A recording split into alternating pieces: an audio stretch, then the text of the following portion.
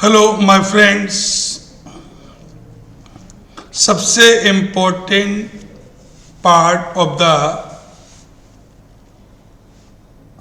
Cost chapter का यही है। देखिए, हमने आपसे अभी बताया था फिक्स्ड कॉस्ट मींस कॉस्ट जिसका प्रोडक्शन से कोई रिलेशन नहीं होता है। प्रोडक्शन बढ़े या प्रोडक्शन गिरे, ये कांस्टेंट होता है। को मैंने क्या कहा था? मैंने कहा था मान लीजिए हम आउटपुट लेवल ले रहे 0, 1, 2, 3, 4, 5, 6। हमने अगर ये आउटपुट का लेवल ले लिया, हमारी फिक्स्ड कॉस्ट तो यही रहेगी 60, 60, 60, 60, 60। भैया देखो, ये खास बात कि 0 लेवल प्रोडक्शन पर भी आपको फिक्स्ड कॉस्ट देनी पड़ेगी। चाहे जैसे हम एक बच्चा भी ना पढ़ाएं तभी भी हमको किराया तो देना ही पड़ेगा। भैया अब हमने आपसे कहा वेरिएबल कॉस्ट। जब प्रोडक्शन बढ़ रहा था इंक्रीजिंग रेट से, तो आप देखेंगे कॉस्ट बढ़ रही है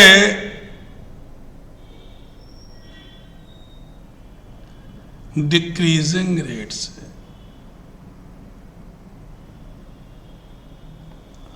और जैसे ही प्रोडक्शन बढ़ने लगा डिक्रीजिंग रेट से और कॉस्ट बढ़ने लगी इंक्रीजिंग रेट से। तो भैया अब आपने fixed cost plus variable cost दोनों को मिलाया तो आपका टोटल कॉस्ट, ये मैंने पिछला ग्राफ में दिखाया है। मैंने क्या बताया था? टोटल कॉस्ट में से अगर हटा दें हम वेरिएबल कॉस्ट तो क्या रह जाएगी? Fixed cost. और अगर हम फिक्स्ड कॉस्ट में टोटल कॉस्ट में से हटा दें फिक्स्ड कॉस्ट तो वेरिएबल कॉस्ट रह जाएगी। अब हमने कहा एएफसी। एएफसी का मतलब हुआ एवरेज फिक्स्ड कॉस्ट। ये फिक्स्ड कॉस्ट अपॉन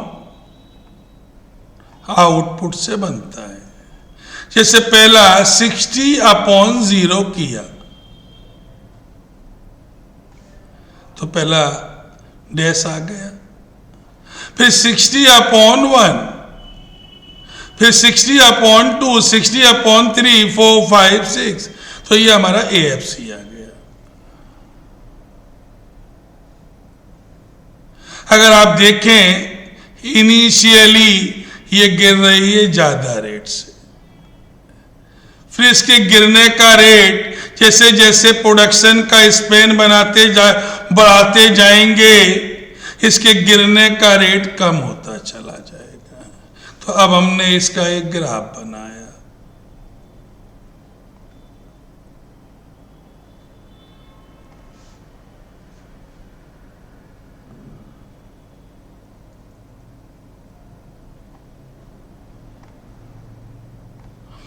भैया ये गिरती चली जा रही है।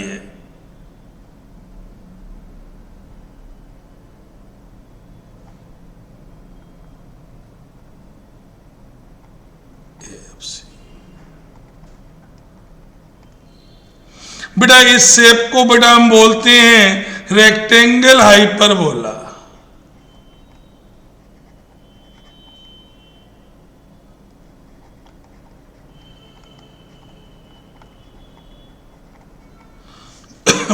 क्योंकि इसकी रेडियस बराबर होती है, तो हमने एएफसी रख लिया। अब एएफसी रखने के बाद फिर हमने कहा अब हमें एबीसी चाहिए, तो हमने कहा variable cost upon output. 40/1 40, 76 divide by 2 38, 34, 33, 34। तो भैया अगर आप देखें पहले ये गिर रहा है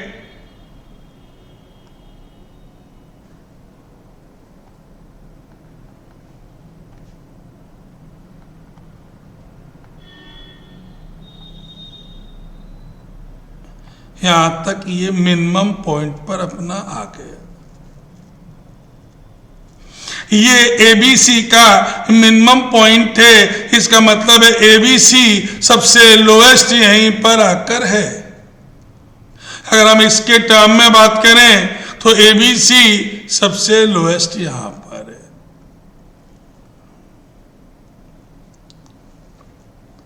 है। Is it clear? तो एबीसी सबसे लोएस्ट किस पॉइंट पर है? ये एबीसी 33 पर है।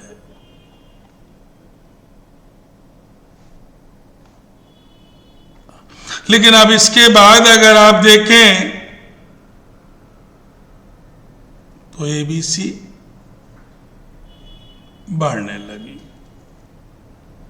भैया जब तक ये कब तक भैया? जब तक प्रोडक्शन बढ़ रहा था इंक्रीजिंग रेट से, तो वेरिएबल कॉस्ट हमारी गिर रही थी, और जब प्रोडक्शन बढ़ने लगा डिक्रीजिंग रेट से, तो ये हमारी एवरेज वेरिएबल कॉस्ट बढ़ने लगी।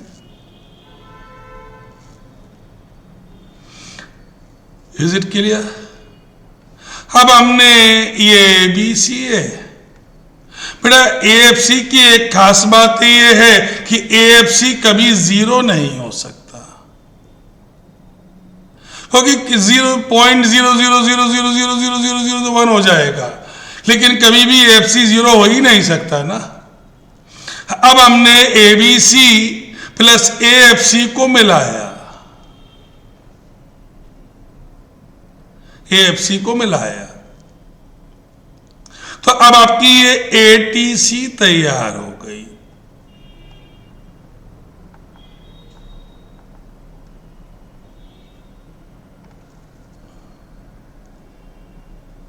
Is it clear? भाई अब हमने ये 3 फेज दिखाए हैं, Q1, Q2, Q3।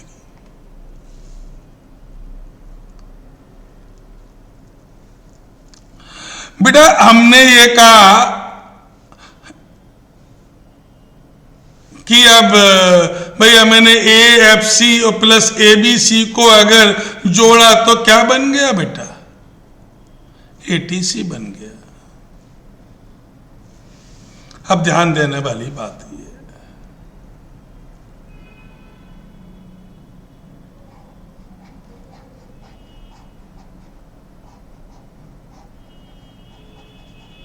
भैया यहां पर अगर आप देखें पहले फेज में एबीसी भी गिर रहा है और एएफसी भी गिर रहा है। जब दोनों गिर रहे हैं रिजल्टिंग एटीसी भी गिर रहा है।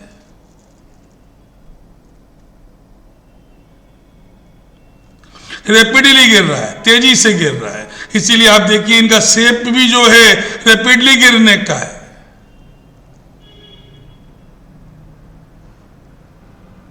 ओके, फिर यहां से आने के बाद ये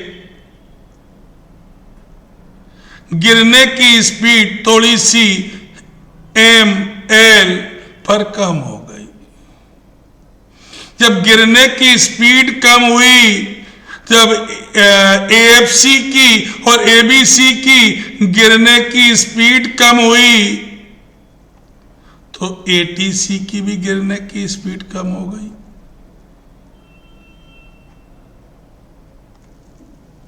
लेकिन स्टिल अभी गिर रहा है।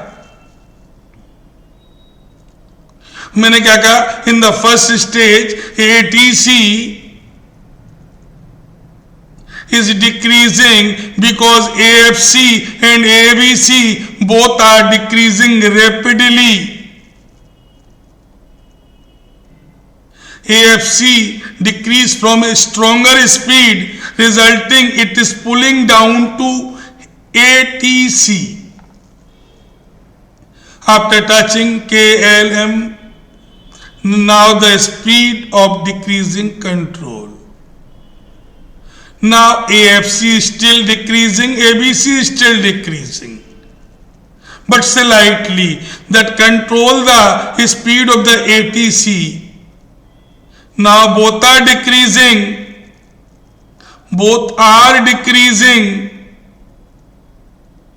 but speed of the AFC and ABC reduced. At this point, ABC becomes minimum. ABC minimum आ गया. But AFC is still falling. AFC is still falling.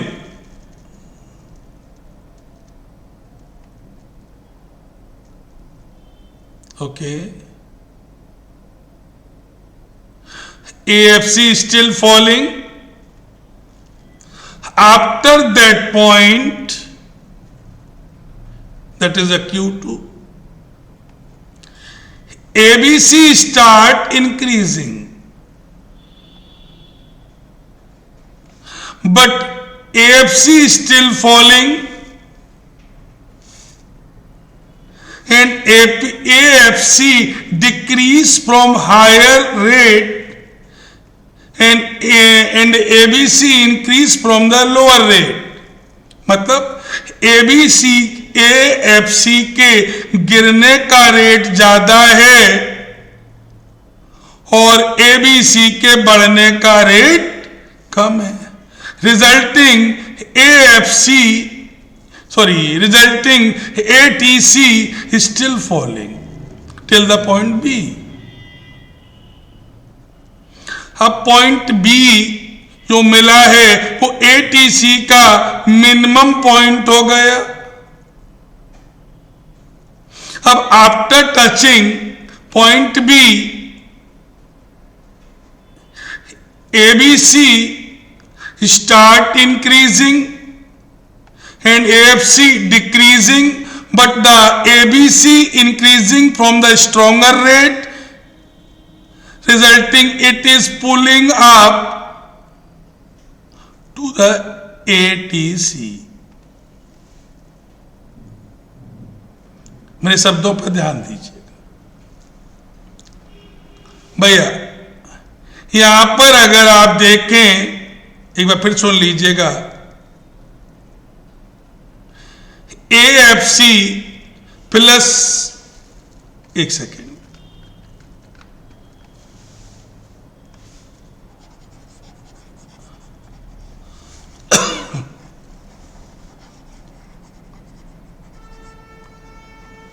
भैया AFC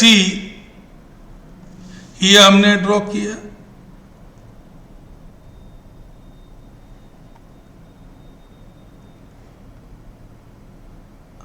अगर आप AFC को देख रहे हैं तो पहले ये बड़ा रैपिडली गिरा है, फिर गिरने की स्पीड थोड़ी सी डाउन हो गई है, बट ये कभी भी एक्स एक्सिस को टच नहीं करेगा क्योंकि कभी कोई भी एवरेज कर्व जीरो नहीं हो सकता.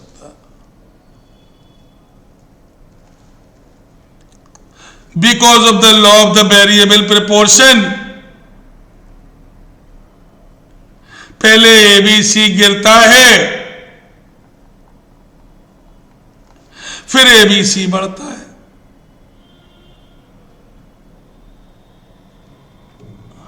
जब तक प्रोडक्शन बढ़ेगा इंक्रीजिंग रेट से, वेरिएबल कॉस्ट गिरेगी, एवरेज वेरिएबल कॉस्ट गिरेगी.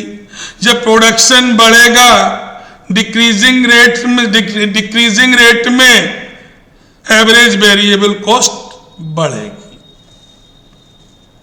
तो अब यहां देखिए आपका AFC भी गिर रहा है यहां तक और ABC भी गिर रहा है,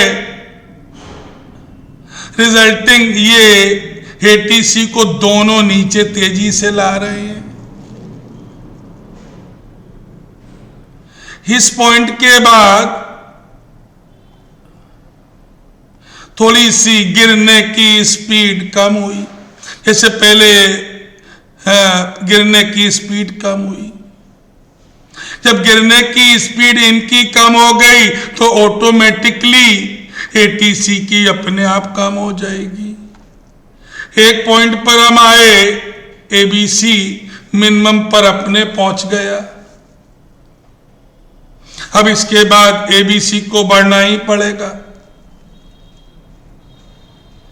इस पॉइंट से लेकर इस पॉइंट तक एबीसी तो बढ़ रहा था, लेकिन एएफसी अभी भी गिर रहा था। एएफसी की गिरने की रेट ज्यादा है, एबीसी के बढ़ने का रेट कम है। रिजल्टिंग अभी भी अगर आप देखें तो एटीसी गिर रहा था। जैसे ही पॉइंट, तो इसका मतलब है इसका मिनिमम पॉइंट यहां मिल गया, इसका मिनिमम पॉइंट यहां मिल गया। अब after touching point B, ABC start increasing strongly, means ABC के बढ़ने का रेट ज्यादा है और एएफसी के गिरने का रेट कम है। इसने रिजल्ट क्या किया, बढ़ा दिया। Is it clear? एटीसी को उठा दिया। भाई आप देखेंगे इनिशियली ये क्या है, एएफसी, बट ये कभी भी जो डिफरेंस है, कभी भी एबीसी एटीसी के बराबर नहीं हो सकता है। स्लाइट डिफरेंस 0.001 लाख का हो सकता है, बट ये कभी एक दूसरे को टेंजेंट नहीं कर सकते, पैरेलल रह सकते हैं। क्यों नहीं हो सकते? क्योंकि कभी भी एएफसी 0 नहीं हो सकता। Is it clear? अब हमने कहा आपसे marginal cost,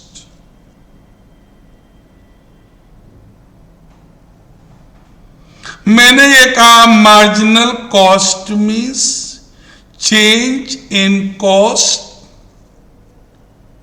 when we produce every next unit. अगर एक यूनिट का हम प्रोडक्शन बढ़ा दें तो हमारी कॉस्ट में कितना चेंज आ जाएगा, उसको हम बोलते हैं मार्जिनल कॉस्ट।